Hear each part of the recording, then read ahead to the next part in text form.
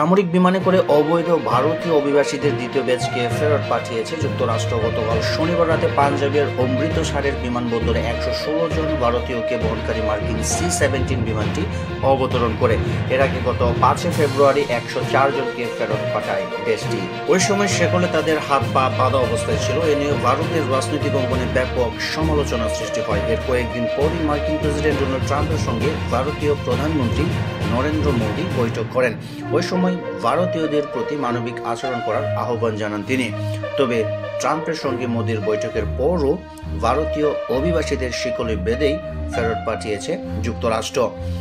গতকাল শনিবার যে 116 জনকে ফেরত পাঠানো হয়েছে তাদের মধ্যে ছিলেন দলজিৎ সিং নামে এক যুবক। তিনি জানিয়েছেন, যুক্তরাষ্ট্র থেকে অমৃতসরে আসার সময় তাদের হাত পা বাঁধা অবস্থায় ছিল এবং পায়ে শিকল পরানো হয়েছিল। তিনি বলেছেন, আমাদের হাত বাঁধা এবং পায়ে শিকল ছিল।